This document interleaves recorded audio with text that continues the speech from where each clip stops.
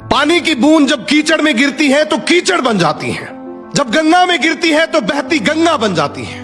वही पानी की बूंद जब गर्म तवे पर गिरती है तो जलकर खत्म हो जाती है। किसी पत्ती पर गिरती है तो मोती की तरह चमकने लगती है, और जब सीप में आ जाती है तो खुद मोती बन जाती है। पानी की बूंद तो वही है, बस फर्क है तो उसकी सराउंडिंग का। वो जैसी जगह रहेगी, जैसे माहौल में रहेगी, वैसी वो खुद बन जाएगी। इसी तरीके से जैसी आपकी संगत है वैसे आप बन जाओगे। किसी किसी की संगत से आदमी का अस्तित्व खत्म हो जाता है, और वहीं किसी की संगत से आदमी का पूरा जीवन संवर जाता है। तो ये आपको खुद को तय करना है कि आपकी संगत कैसी होनी चाहिए। तुम्हारी जैसी संगत होगी वैसे तुम बन जाओगे। एक समुद्री राज्य था, वहां एक अजीब नियम था, कोई भी आदमी राजा बन सकता है लेकिन सिर्फ 5 साल के लिए। जैसे 5 साल पूरे होते उसे एक भयानक जंगल में छोड़ दिया जाता, जहां जंगली जानवर उसे मार देते।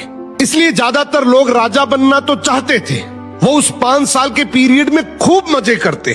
पर जब 5 साल का समय पूरा होता तो वही आदमी रोते बिलखते जंगल की तरफ जाते। एक दिन एक समझदार आदमी राजा बना।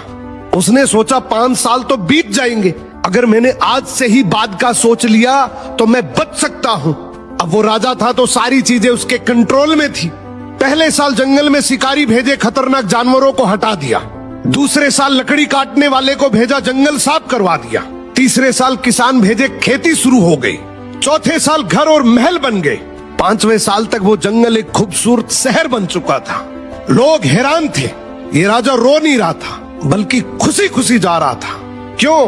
क्योंकि जहां दूसरे लोग मौत देखते थे, उसने अपने फ्यूचर का राज्य बना लिया था, और फिर वो वहां जाकर आराम से राजा की तरह रहने लगा। इस कहानी की सीख बहुत सिंपल है। आज आपके पास समय है, या तो आप इसको यूटिलाइज कर लो या फिर कंफर्ट जोन में बिता दो। अगर आपने यूटिलाइज कर लिया तो हो सकता है 5 साल के बाद आप एक राजाओं जैसी जिंदगी जी लो, और अगर आपने कंफर्ट जोन चुन लिया तो हो सकता है आने वाले 5 साल के बाद आप किसी के 10 से 15 हजार रुपए की नौकरी करते दिखोगे।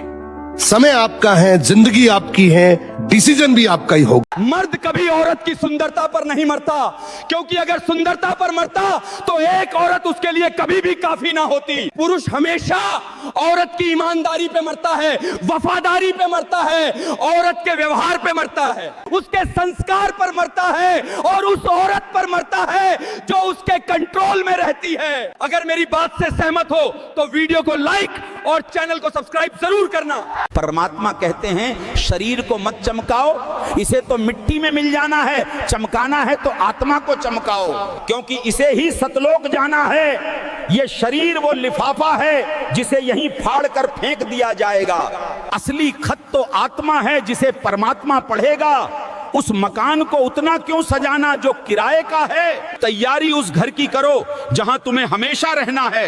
अगर बात दिल तक लगी हो तो अभी से खुद को बदलना